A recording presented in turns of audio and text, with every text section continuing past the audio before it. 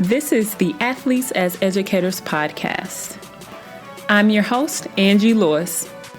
On this podcast, I interview current and former elite athletes who are doing extraordinary things outside of sports. You can listen to a new podcast every Monday, Wednesday, and Friday. Be sure to leave a review. Now it's game time. On our show today, we have Donald Watts. Donald Watts played college basketball at the University of Washington, has played overseas, played in the NBA Developmental League, and now co-leads Watts Basketball Academy with his father, Slick Watts, who played for the Seattle Supersonics for a number of years. Donald, thank you so much for being on the podcast. Thank you for having me. I'm excited. Donald, will you tell everyone a little bit more about your background and what you're doing now?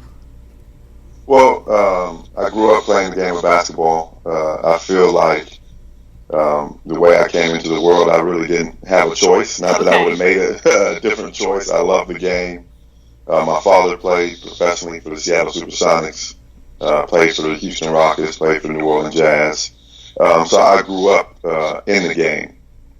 And, you know, obviously he had a great influence on me in my life and my career choices, but even more than that, the people who he mentored, the next group of Sonics that I grew up around, looking up to guys like Ricky Pierce and Gary Payton and Dale Ellis and Sean Kemp. These guys really, I had the opportunity to work out with those guys in the summer. They really put their arms around me, kind of showed me what it took to be a pro. As a high school kid. Then I went on to the University of Washington. I was the Gatorade State Player of the Year at Washington and you know, ranked number 4 on the West Coast behind Chauncey Billups and Paul Pierce and Jelani McCoy. Yeah. So, you know, I was pretty much on that pathway, you know, headed to ultimately play in the NBA. Chose to go to Washington. Had a nice career there. I dealt with some serious adversity with illness, dealt with chronic fatigue syndrome there, and it was during a time when there wasn't a lot of information about what that was, and that really had a big impact on my career collegiately and in college, but like I said, collegiately and professionally. But still was able to lead our team in Washington to the Sweet 16 as a junior and back to the NCAA tournament as a senior. Had a great time playing college basketball, and also the shorter stints that I had professionally, because it's still dealing with the illness, had a great time doing it, even though it was a major struggle. Yeah.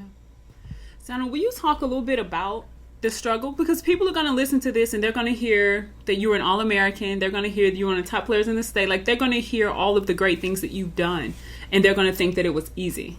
So can you talk a little bit about chronic fatigue syndrome and the challenges you face while having that and still trying to ball? Yeah, well, first of all, for anybody to think that, you know, because my father was a Sonic and whatever, it would appear like it was easy. And I know that, like, a lot of people, even when I was coming up and playing high school ball and college ball, when I was really healthy and looking good, people would, you know, kind of say, oh, he's a natural, you know, or they would, like, the expectation was that I would be good. But, you know, I put in just as much work or more work than anybody, actually, not just as much, more work than anybody. The easy part, or the advantage that I had, was growing up around people who had done that same work, so they taught me exactly what it is I had to work on. But you have to work. Like, and I took a great deal of pride. And I think sometimes I worked when the lights were off. I waited for everybody to go home and got my stuff done. And I would work with them too, but like, even when we were playing like scrimmages in high school, or, you know, like, just, you know, my thing wasn't to, like, just, if I could beat somebody by 20, it wasn't to beat them by 20. It was to beat them by 5 and work on a weakness while I was beating them by 5. So Yep. a lot of people, had the perspective, oh, he doesn't, he's lazy or whatever. But I was always working at my craft in a certain way. But struggle, and this is really the reason that I say this, that I'm still alive, because when dealing with chronic fatigue syndrome and being a guy who was, kind of on the draft board and a pro prospect, but then, looking physically healthy, not having an ACL tear, not having a, whatever, and not knowing what was going on and kind of falling off of that radar. There was depression and a lot of things that came into play. And ultimately, the biggest thing for me that hurt was whenever I had stress and whenever I had hard times in life, I would find myself on the basketball court, Yeah. working on my game, getting away from it. And the thing about having chronic fatigue syndrome is when you go do that, all you're doing is making the problems worse. When you go do physical activity. So here, my outlet, which was taken away from me, so to speak, in the form of me going and spending that quiet time and doing the things I was accustomed to doing to relieve stress. I couldn't do that. So it was extremely, extremely tough. But one of the things we talk about here at Watts Basketball is embracing struggle. Mm-hmm. And at the end of the day, in some of my darkest, moments, I went back to, some of my, toughest times on the courts or whatever. And how did I deal with that? How did I manage it? When we go into games where we're underdog, we're not supposed to win. Like, what's the strategy for, coming out on top? And so, I still deal with chronic fatigue syndrome. I manage it.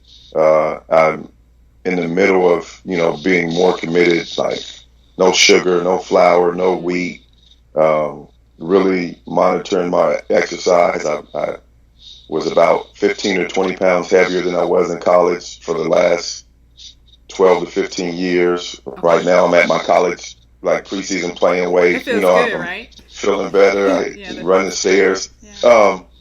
So the things I learned in basketball was to, kind of evaluate the situation, to develop a strategy, and then to go all in for it. Mm-hmm. And then if it didn't work out, to learn from it not working out, tweak the strategy, and try again. And at the end of the day, that's been my life in dealing with chronic fatigue syndrome. It's been my life in helping aspiring college basketball players understand what it's going to take for them to get to that level. It's kind of the gift and the curse. I like to say that the number one question that people who know me or watch my career, or even still, I play in the summer pro-am and play pretty well a couple days a week. And the number one question I probably ask is, man, why didn't you play in the league? Yep. I remember having lunch with Jamal Crawford, who I mentored coming up, and first he's like, D, you don't want to play in the league? Like, I play against a lot of, it's like, want to? Yeah, of course I want to. Right. But I could only do this 2 or 3 days a week at the level that, that I can do it, but I can't sustain. Nobody's looking for it. So coming to grips with that was tough. Mm-hmm. But I like to think that I've, fought through it to live a successful and productive life, and definitely, and help a lot of other people do the same. Will you talk a little bit, Donald, about what chronic fatigue syndrome is, and like, when did you realize that you had it? How did you know? One of the things that we do as athletes is we push and push and push and push. At what point did you realize I can't keep pushing? Yeah, probably my sophomore year in college. The deal was, like you said, to push, like, oh, I'm out of shape. It was like, that was a conditioning thing. Mm-hmm. But the more I pushed, the worse I got. I would be getting leg cramps before games and stuff like that. Mm-hmm. Chronic fatigue syndrome is an autoimmune disease where your immune system is constantly working And basically all of your systems. It's not like, oh, I'm mentally tired. You're mentally tired. You're physically tired.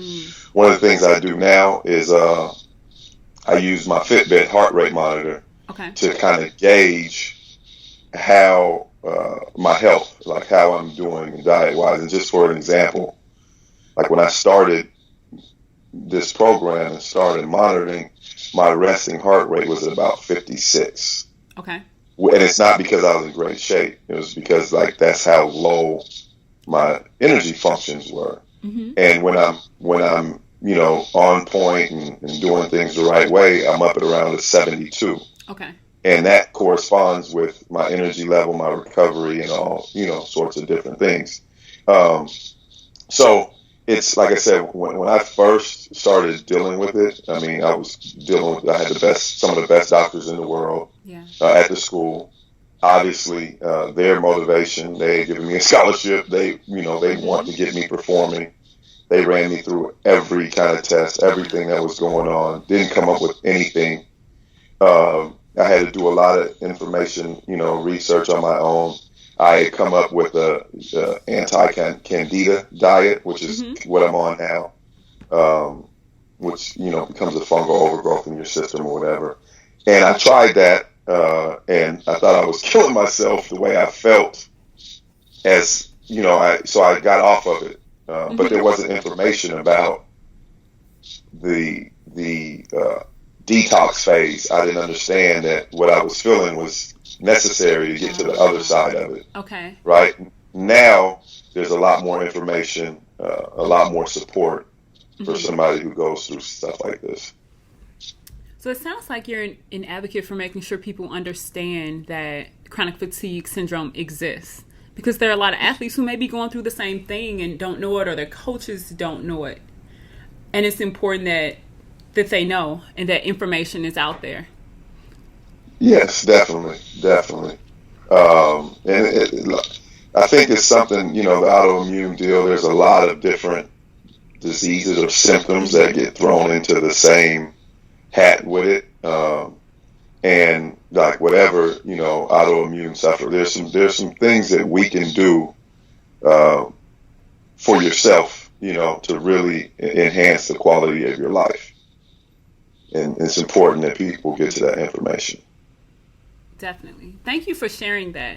I think it's important, to your point, when athletes look and feel, when they look healthy, we assume that there's nothing else going on. But oftentimes we have some other things happening. And as an athlete, we have this pride, and you don't really want to admit that, like, we need help, right? Yeah, for sure.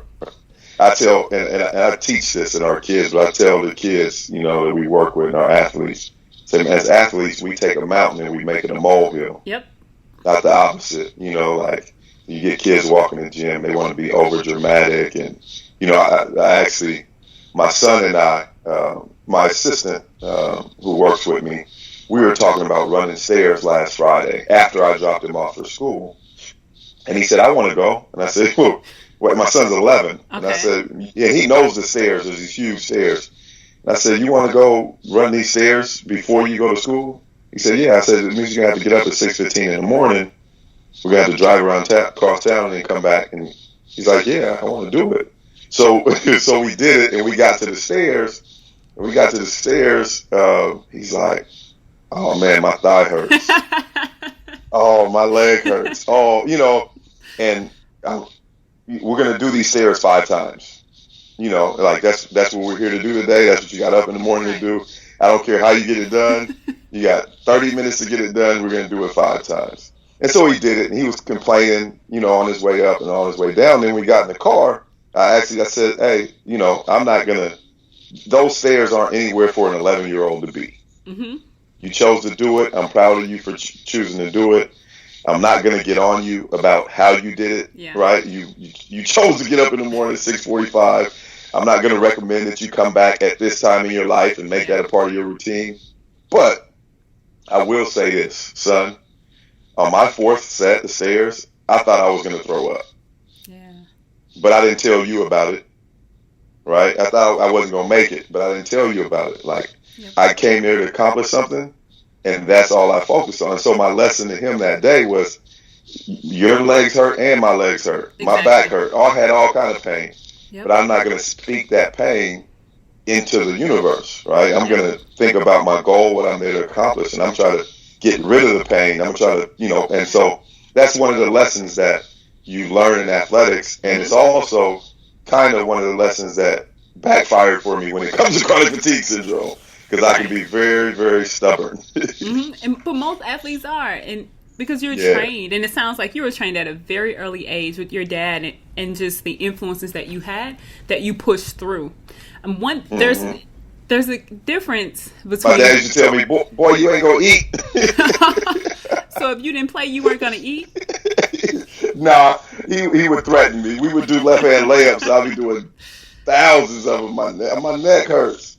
He's like, boy, you don't finish some layups, you ain't gonna eat. I said, oh no. But he fed me every night. I promise you. That is good to know. It's getting concerned. Parents, don't threaten your kids with food. Feed them. Feed your No, it's not advisable. No, it was always a good fun. You made up a really good point in the conversation that you had with your son about the difference between being hurt and being injured. And a lot of young athletes will say, I'm hurting. I remember being in college, and hurt wasn't a reason not to play. Like, you were hurting, but you weren't in. Like, if you were injured, you didn't play. Not just because you had aches and pains, because everyone had aches and pains.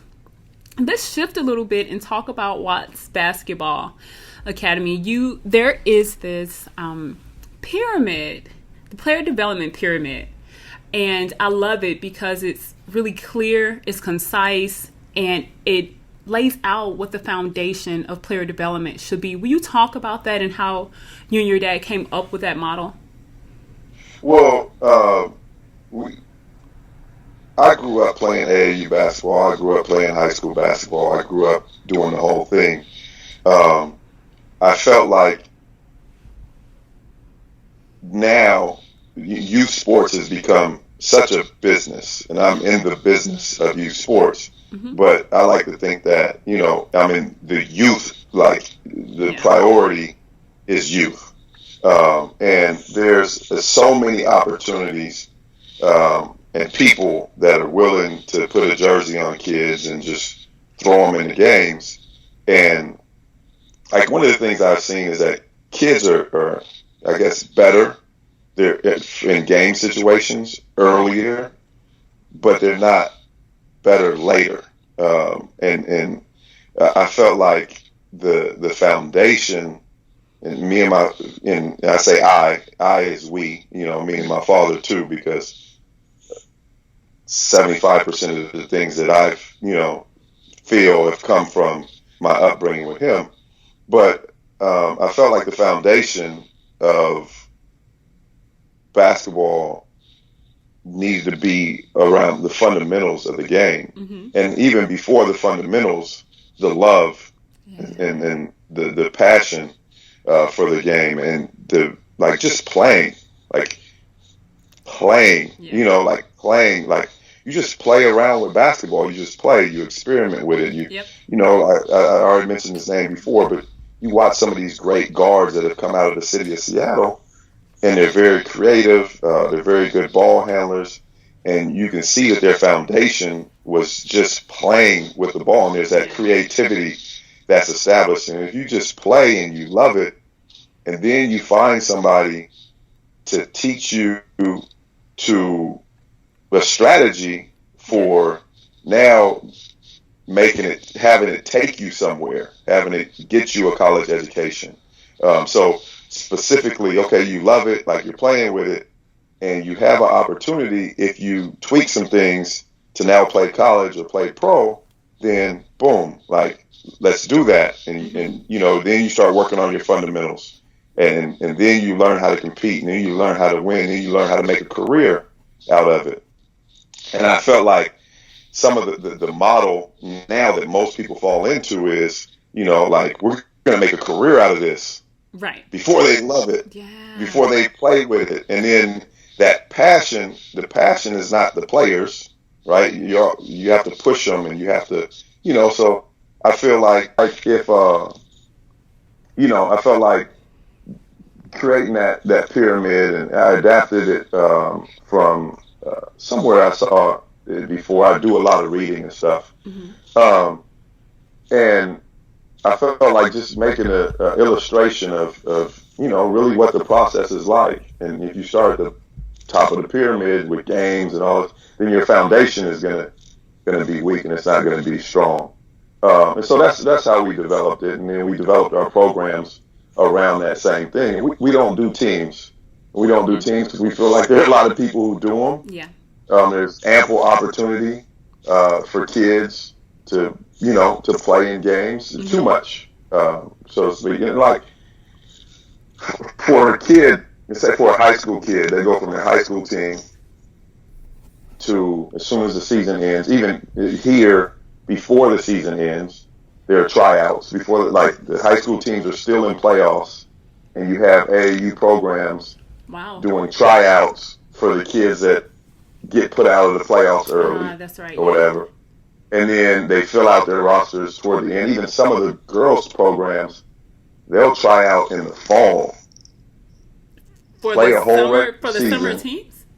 For the spring and summer teams, which is like, so everybody's competing with each other to try to get the kids earlier than somebody else. But for the high school athlete, when I grew up, we only played AAU in the summer for the most part. Like, the season was over, you had that time to work on your game.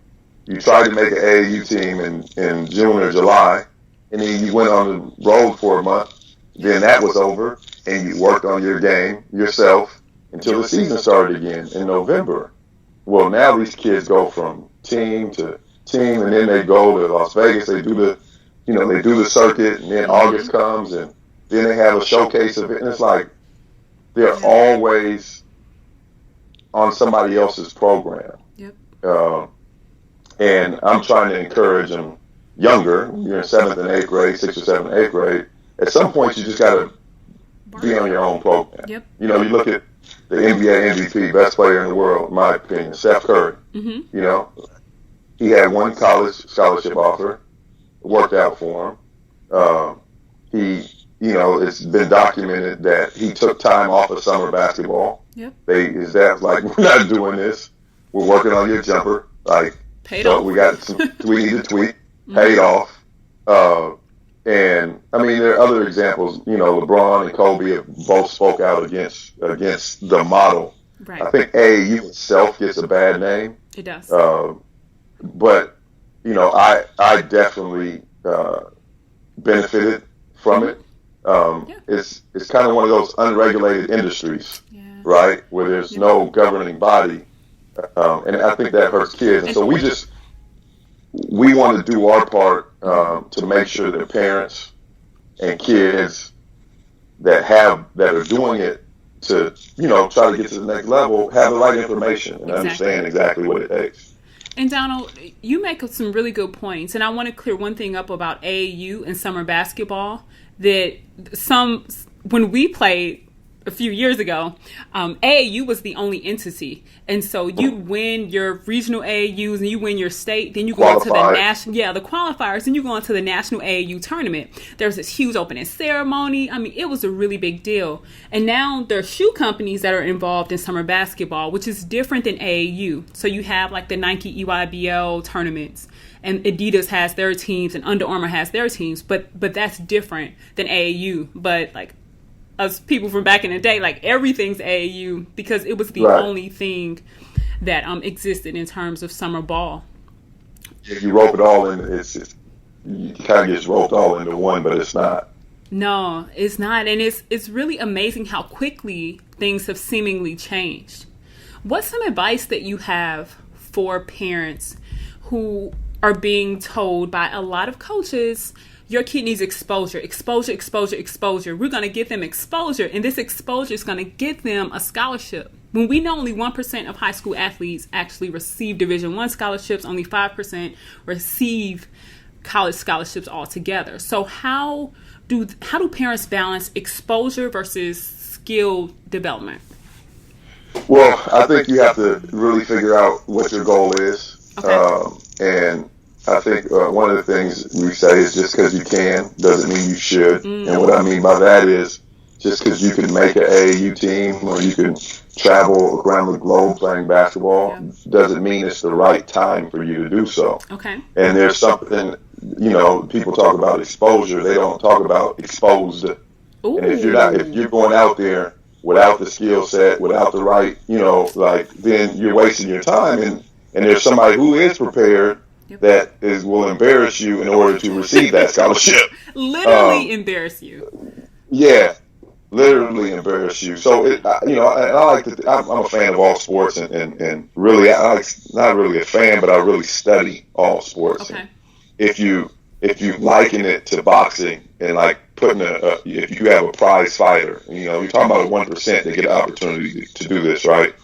So at the Division I level, anyway.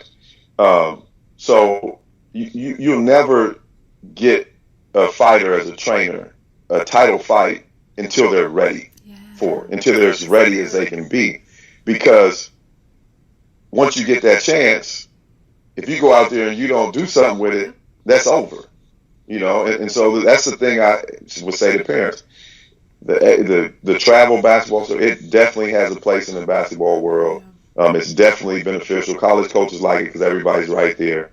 Right. But make sure you're ready before you invest a lot of time. And so there's a difference between investing time and energy to play on an AAU team and to earn a scholarship. And maybe the best AAU team isn't the right AAU team. Yep. Maybe the team that plays in the most tournaments isn't the right, and so you got to kind of, and we help people, kind of figure out what's right for them. Maybe like we tried out for a AAU team locally with my son, and it wasn't anything that I was really excited about, but his mom, his stepdad, there's a lot of things in play or whatever. But and I also had to let him play somewhere at a high level. But when the tryouts, the program, they told me that they needed, we need to know what's up. We need a commitment. And I said, a commitment to what? We don't have a schedule. I don't know when the games are. I don't know what the cost is. Like, it's not a commitment with my son. This is a family commitment. Right. And I need to know, we don't play too much locally. So you don't play locally. Where do you play? We're in Houston, we're in Dallas, we're in Vegas. They named 4 or 5 trips with an 11-year-old, and it's like, for me, I'm saying, hey, my son just made a 2-day tryout. Mm-hmm. Like, now he's a world traveling basketball player? No. No way. No, it's not going to do it. Right. And I'm not into paying for him to, be on the road. Like, if I want to go on a family vacation, I'm going to go on a family vacation. Exactly. I don't want my vacation to be in Houston running around in some hot gyms. And now, is there a time and a place for my son to go through that? Yeah, I hope there is. And then, me and his mother had a conversation, and basically I said, hey, let's, as a family, let's make our commitment to getting him to pass his SAT test as a sophomore. Yep. To him getting whatever he needs help academically. He's just now establishing himself as a student after having a couple of years of struggle. Is he really going to come to school ready to learn after being in Houston, playing 7, 8 basketball games for a weekend, coming to school on a Monday or a Tuesday?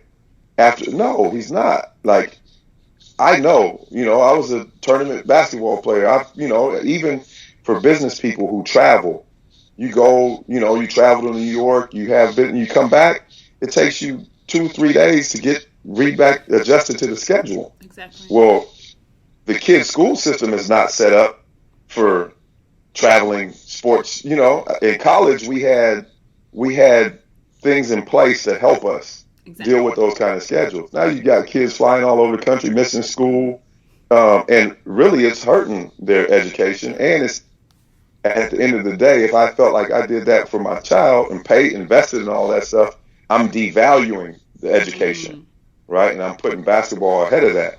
I think we have a tendency to mistakenly, as parents, do that. Like, oh yeah, I'm gonna pay for this, I'm gonna get you here, I'm gonna get you that.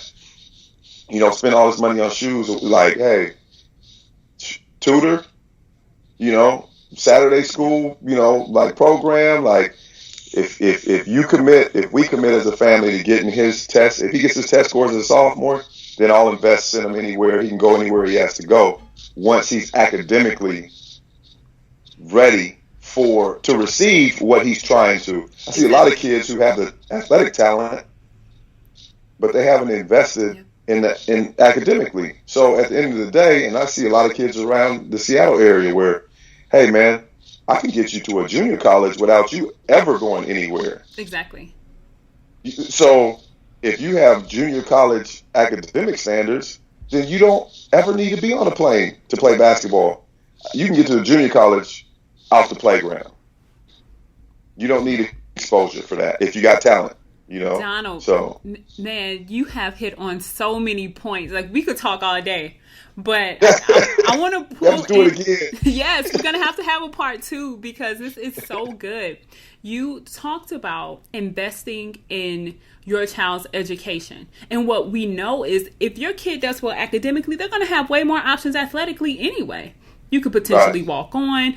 You become a low risk student athlete if your talent aligns with if your academics aligns with your quality talent, and coaches love players that they know are going to get it done in the classroom.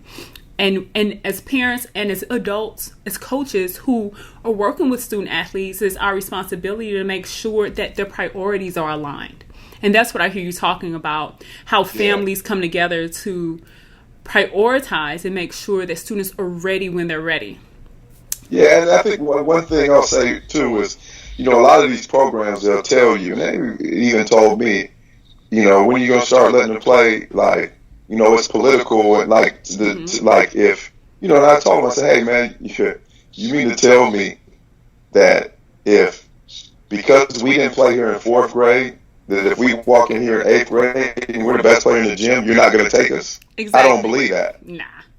I don't believe it. And if that is true, that's fine. We'll find somewhere else to go. Yep. I mean, it's so, and our focus, like with my son, is, hey, we got to get reps up. Now he's playing, he's not working as much. We had that conversation. Mm-hmm. Like, you got to work, you got to do, we can have a conversation about, you have to practice for practice. If you want to be good, exactly. if you want a jersey for that school program, that AAU program, you do whatever you want to do. But if you want to be the 1%, you got to practice for practice. Man, when you think about how many hours and the intensity level at which you work before the games, I mean, high school ball, let's go college. We didn't start games till late October, early November. But when our season ended in March, like, you're back in the gym working. So we work March, April, May, June, July, August, September, October when practice starts. You work 6 months before the ball is ever tossed up, right? Yeah. But and that's one of the things I tell kids also. I say, hey, the best way to earn a college scholarship is to put yourself on a college program. Yep. And what I mean by that is to start doing the work that a college athlete does. And not let anything interrupt that. And you have kids playing 120 games a year, 100 games a year in 6th grade, and we played 120 games in the college career. Exactly. In 4 years. That doesn't make sense to me. Yep. Not at all. So that's what, my son's a middle schooler now. We're going to start doing high school type stuff. Now we're not going to lift weights. We're going to start doing push-ups. Mm-hmm. And just, helping them understand. And that was kind of my format.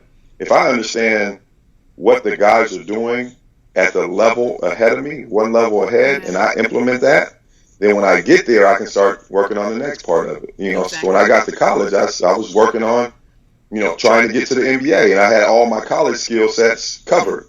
And there were some adjustments I had to make to the size and speed of the game, mm-hmm. but the skills I had already, to the best of my knowledge and ability, acquired. The physical skills, the mental skills, all of that stuff. Because when I was playing high school, I wasn't watching high school basketball. Right. I was playing high school, watching college basketball. Next level up. And I was studying college basketball. Yeah. And I was going to the campuses that were local to me and seeing what they were doing.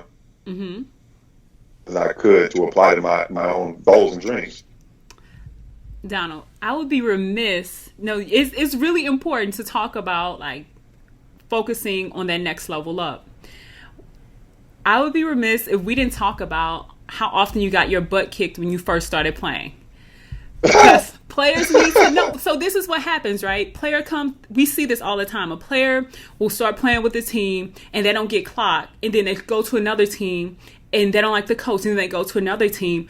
But you have to like get your butt kicked often, right? How often did you get the business handed to you before you started giving people the business? Well, in middle school, I was getting smashed a lot, and it really fueled me. Mm-hmm. And it's a message we have for parents too is, hey, let them lose, Yep. and just teach them how to frame it, see how they react to it, see if it drives them. Don't let them, quit. Don't put extra pressure on.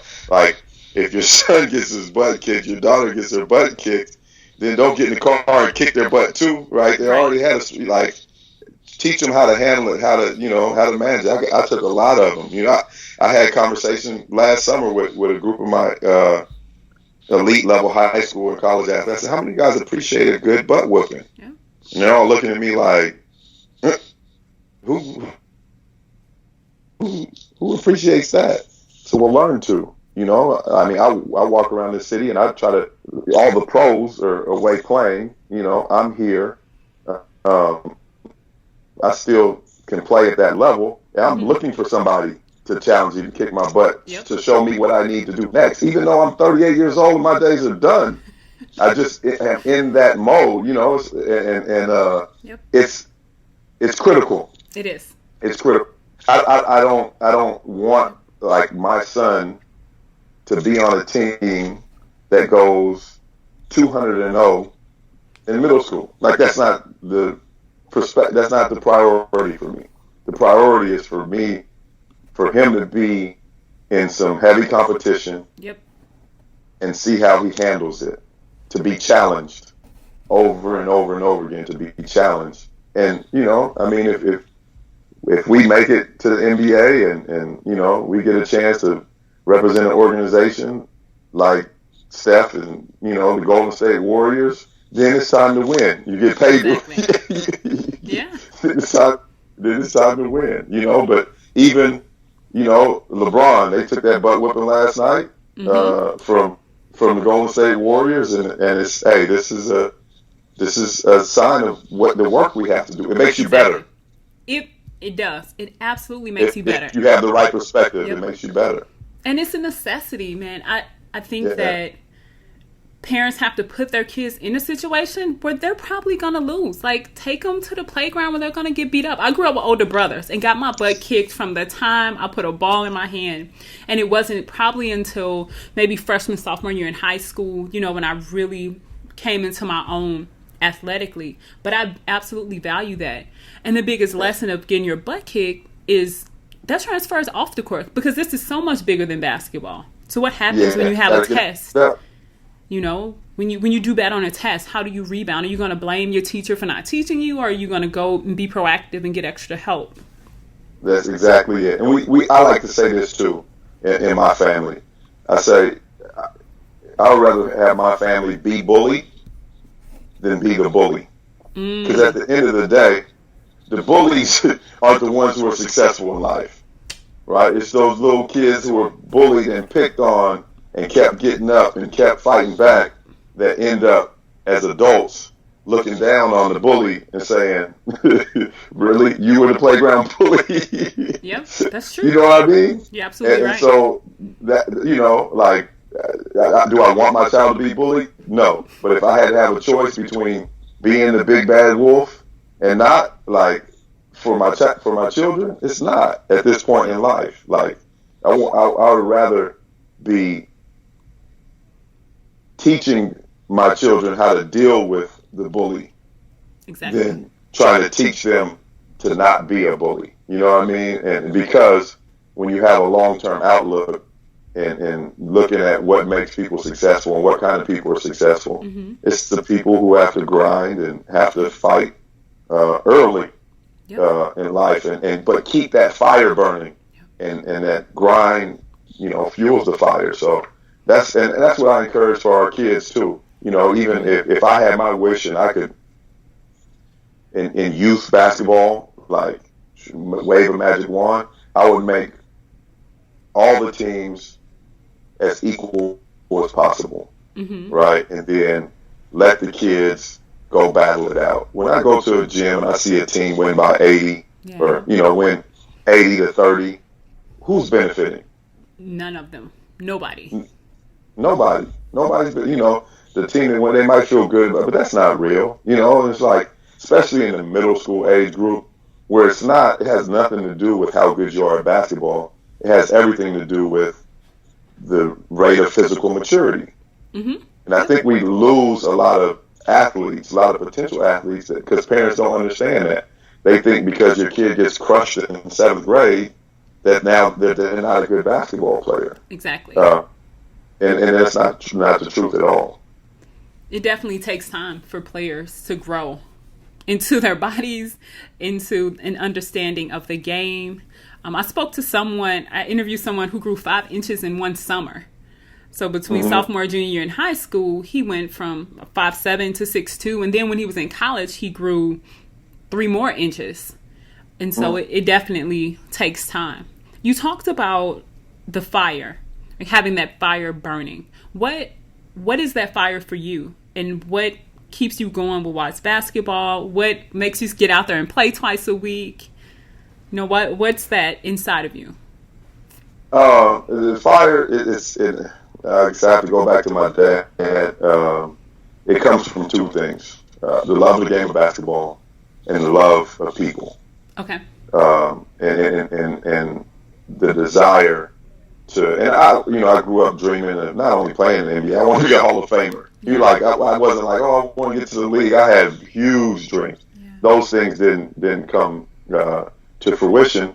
But when I really think about what it was I wanted to do, is I wanted to have a major impact, a major positive impact on the world. Martin Luther King Day was yesterday, and I'm the guy who's really gone through all the speeches. Yeah. Broke it down, tried to imagine, myself being in that time. Where would I be? Would I be with the King camp? Would I be with the Malcolm X camp? Where, if I was really facing those kind of circumstances, I try to, say to myself, okay, what are you willing to die for? You know what I mean? What are you living for? What are you willing to die for? Those kind of things. And so the fire for me is, having a platform to help people. Yeah. And then seeing people grow and have better lives as a result of their participation with basketball, and with Watts basketball. I've had kids who have trained really hard and didn't get what they thought they wanted out of basketball and thought they should have, or because they wanted D1, and it's like, hey, you're gonna go to D1 school and lose 100 games out of 122 in 20 years, or you can go play for a national championship at Division II. A Division II school will beat your Division I school that you think you want to go to. But so they stop playing. But then that same kid ends up getting his master's in business from Yale. And when he's graduating, he shoots me a text that says, "Hey man, I'm here because of the stuff he did on the basketball court and applying those lessons to life." And so, when you're dealing with young people, particularly when they get in teenagers, they're starting to get their manhood, they're going to make decisions for themselves. But if they'll get it at their own pace. Mm-hmm. But as long as you give it to them, and at some point in life, when they have a decision to make, they make the right decision, and they can relate that back to, time that they spent with you, or time that they spent on the basketball court, or something they learned. That's the beauty of the game, and that's my fire. I feel like so much of now everything is a means to an end, and the kids got to play. As they get older, they got to love work. Mm-hmm. You got to love the work. If you don't love the work, it's not for you. And then great things will happen for you. And that's really what I'm passionate about. That's that's important though that you mentioned that they have to love it. It's important that you mentioned as a coach, as a person that helps develop young people, they may not get it immediately, but at some point down the line, it clicks for them. So coaches, if you're listening, it's okay. Like, they hear you, but they may not do it right now, but they'll definitely get it for you. The last thing, Donald, that I want to chat about before we go is how you transition from playing sport. We know that a lot of college athletes, professional athletes, have a challenge transitioning because you've been playing the sport for so long. So I know you still play now, but going from playing professionally to transitioning with Watts basketball and maybe some other things that you've done, how was that for you, and what advice do you have for athletes who are, finishing seasons and careers? I think my first advice would be is while you're playing in your season and career, and I always tried to play, like when I was at the university, I tried to meet everybody I could. And not be all in their business or whatever, but to be respectful, give a handshake, ask questions. People are always, as athletes, they're enamored by you, And I tried to be enamored by them, like, hey, what do you do? What do you do for a living? How do you, whatever. And not, you don't have a lot of time to look at a lot of different stuff. Mm-hmm. But I feel like one of the things that I did when I played is I planted a lot of seeds, and really just planted the seeds by being like respectful, honorable, representing my university to the best of my ability, and really seeing it as that, like trying to give to my school. And I think that people respected that. And as I transitioned back and forth between basketball and not basketball, the biggest problem for me was I had a lot of things I could have done, mm-hmm.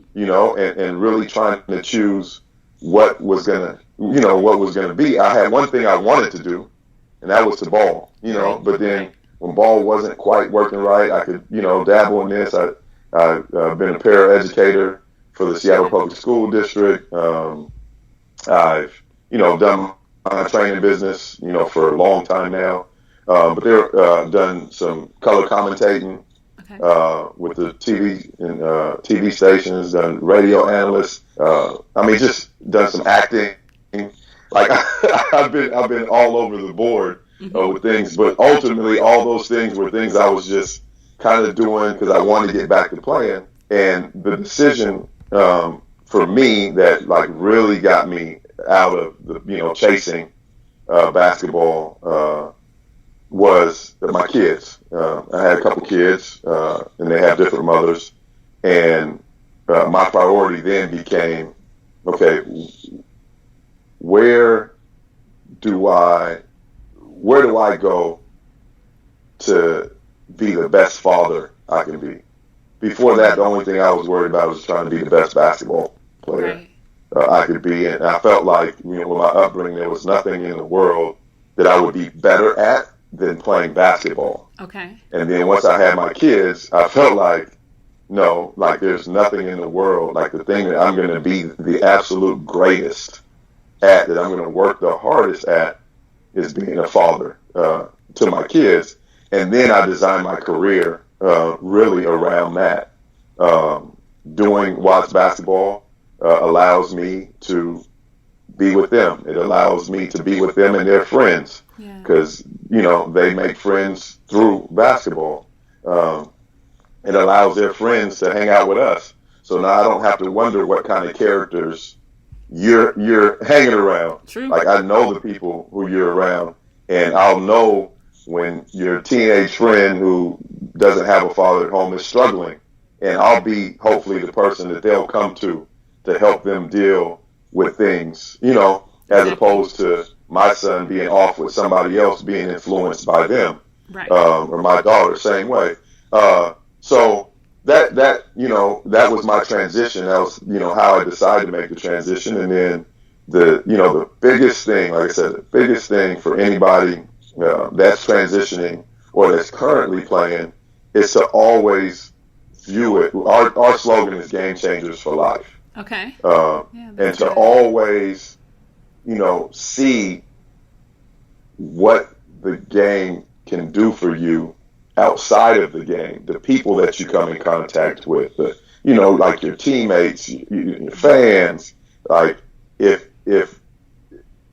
you give them a sincere smile, a sincere handshake, a sincere hug, if you care about people around you, especially when they have you on a pedestal, those same people are going to be, they're going to always remember that, and they're going to be looking for an opportunity to help you out. And I think that's where some people do a really good job of taking advantage of, but a lot of us take for granted the relationships that are created around this sport. For me, that's what this sport is. It's relationship.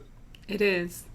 Thank you, Donald. That's a really good point. So athletes, if you're listening, be sure to take a look at your network. And we create these networks. I mean, we started creating them since whenever we start playing. There are refs who watched us play since we were little, who have still exactly. Isn't that crazy? When you think about those people who were there when you were 12. Yeah. And they still know you, and they still love you, and they still remember your character when you were a kid. So don't take those for granted. One of the things about athletes, that John Maxwell has some awesome leadership books, but the core of his leadership philosophy is that leaders is anyone who has influence.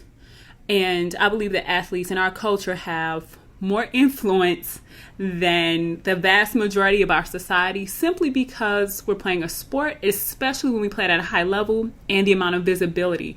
And so that influence that we have, we can't take for granted, and we have to be intentional about using it for good, like you and your father have with Watts basketball and a lot of other people throughout the country. But it's important to recognize that we have that, and there's responsibility that comes along with that.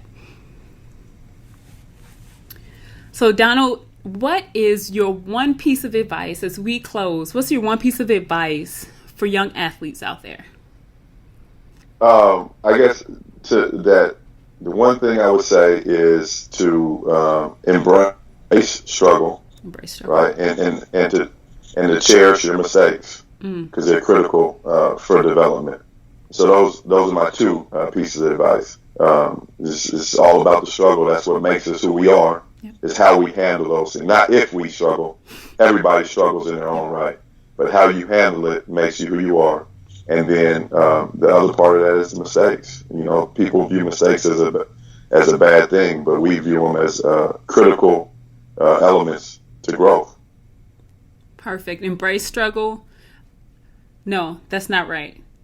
Embrace struggle, right? Embrace struggle and cherish your mistakes. Yeah. Embrace struggle, cherish your mistakes. Donald, thank you so much for being on Athletes as Educators. If people want to learn more about Watts Basketball or reach out to you, how can they reach you? WattsBasketball.com. We're on Facebook, Twitter, Instagram at WattsBball. And then, our website, hit us up, email. We're looking to create partnerships throughout the country. For schools out, camps, and clinics, we have a new program where we're going to be doing spring break and summer break camps. Okay. Excuse me. That have an academic focus too. We're going to be we're working on a program that brings the academics, where some of us aren't as comfortable, to our comfort zone, to the basketball court, and a sports-centered curriculum. So we'll be on the lookout. Oh, that sounds phenomenal. Please contact Donald Watts, learn more about Watts basketball, figure out ways we can partner. We need some more synergies of good people doing great work for kids throughout our country. Donald, thank you so much. And thank you. You're welcome. Thank you for listening to the Athletes as Educators podcast.